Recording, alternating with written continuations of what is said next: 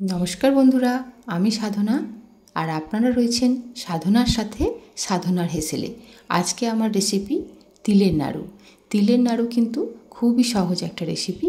শুধু এটা বানাতে গেলে চাই ঠিকঠাক মাপ এবং কিছু ছোট ছোট টিপস, যেগুলো ফলো করলেই কিন্তু আপনারা খুব সহজেই বাড়িতে এরকম সুন্দর তিলের নাড়ু বানিয়ে নিতে পারবেন। আমি আজ ভিডিওতে সমস্ত উপকরণের সঠিক মাপ এবং কিছু ছোট ছোট ট্রিক্স আপনাদের সঙ্গে শেয়ার করব, তাই ভিডিওটি শেষ পর্যন্ত আপনারা দেখতে থাকুন। স্কিপ করলে কিন্তু আপনারা কিছু কিছু ছোট ছোট টিপস মিস করে যেতে পারেন। তো চলুন আর দেরি না করে শুরু করা যাক আজকের রেসিপি তিলের নাড়ু। তিলের নাড়ু বানানোর জন্য আমি এখানে নিয়ে নিয়েছি একটা কড়াইটা আমি ওভেনে বসিয়ে দিয়েছিলাম এবং অল্প একটু গরম হলে হাত দিয়ে দেখে নিয়েছি। তারপরে আমি এখানে দিয়ে দিয়েছি 250 গ্রাম পরিমাণ মতো তিলটা দিয়ে দেওয়ার পর আমি এইভাবে কন্টিনিউয়াসলি নাড়তে থাকব। এই সময় গ্যাসের ফ্লেমটাকে আপনারা লো ফ্লেমে রাখবেন।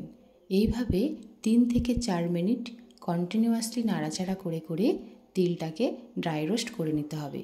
তাহলে তিলটা খুব সুন্দর একটা কালার আসবে এবং খুব মুচমুচে হবে। দেখুন,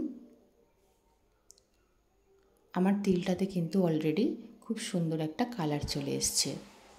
দেখুন,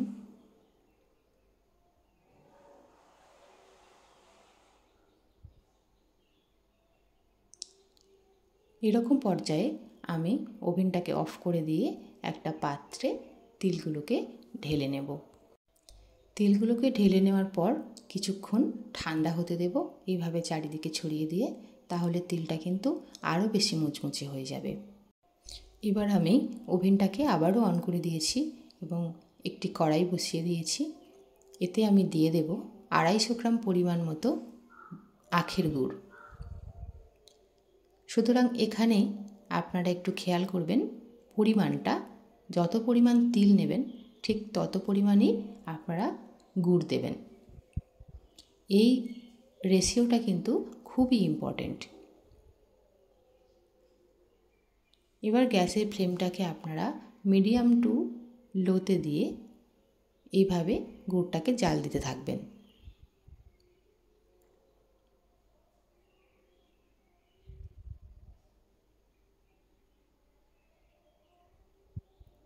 দেখুন, এইভাবে বারে বারে নাড়াচাড়া করে করে গুড়টাকে জাল দিয়ে নিতে হবে।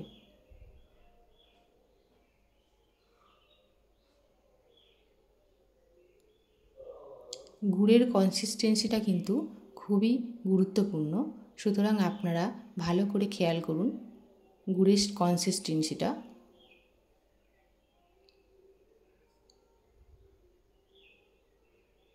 খুব পাতলা হবে না, আবার খুব গাঢ় করা যাবে না। আমি তার মধ্যে যে পাত্রে আমি নাড়ুটা নামাবো সেখানে আমি একটু ঘি মিশিয়ে নিলাম, যাতে করে পাত্রের গায়ে লেগে না যায়।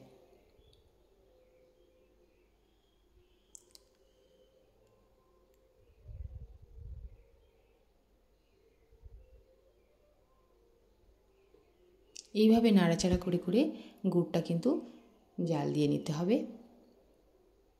এখানে একটুও রেস্ট দেওয়া যাবে না, তাহলে গুড়টা কিন্তু তলায় লেগে যেতে পারে।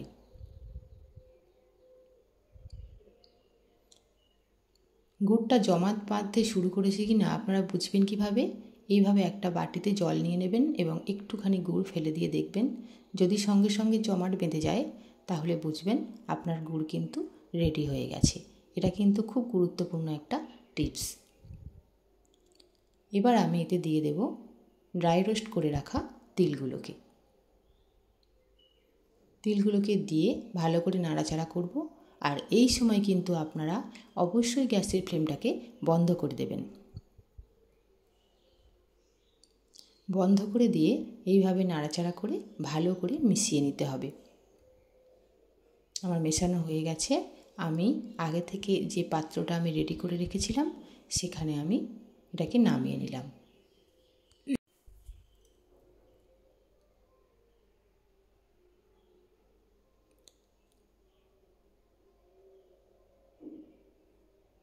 আমার নামিয়ে নেওয়া হয়ে গেছে।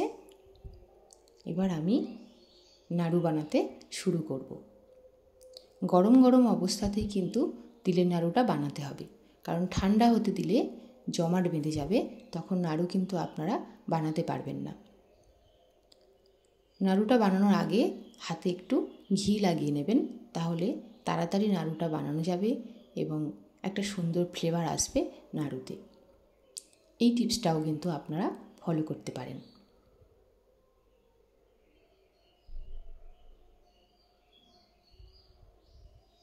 এইভাবে গরম অবস্থাতেই কিন্তু আমি চটপট করে নাড়ুগুলোকে বানিয়ে নিচ্ছি।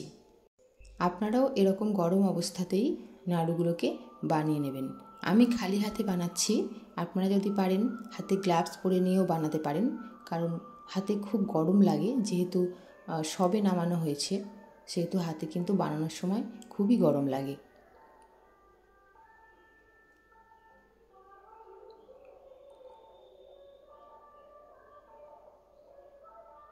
এইভাবে কিন্তু আমি সব নাড়ুগুলোকে বানিয়ে নেব। দেখুন কি সুন্দরভাবে নাড়ুগুলো তৈরি হচ্ছে।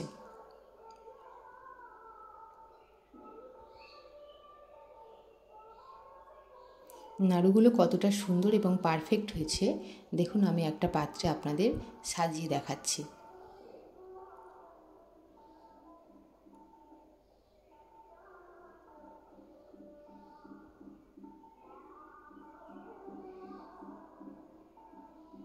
এরকমভাবে আপনারাও বাড়িতে খুব সুন্দরভাবেই তিলের নাড়ু বানিয়ে নিতে পারবেন। তিলের নাড়ু খেতে কিন্তু খুবই সুস্বাদু হয়।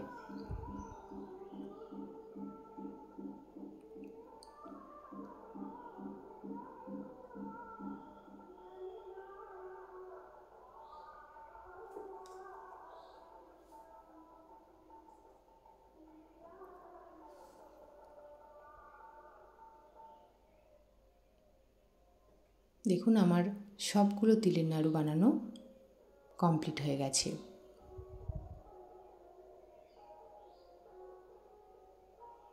রেসিপিটি যদি আপনাদের ভালো লেগে থাকে তাহলে লাইক, কমেন্ট ও শেয়ার করে দেবেন।